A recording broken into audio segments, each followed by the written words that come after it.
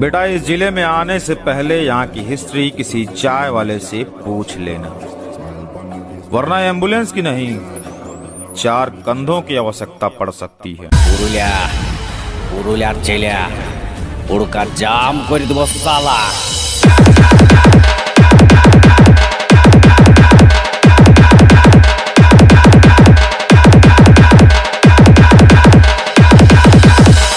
यार बस एक ही चीज कहूंगा कि अगर ये वीडियो आपको जरा सी भी अच्छी लगे तो प्लीज यार इस वीडियो को लाइक करना, और जिन लोगों ने पहले से सब्सक्राइब कर रखा है उनको दिल से सलाम, और जिन्होंने सब्सक्राइब नहीं किया है वो प्लीज चैनल को सब्सक्राइब कर ले।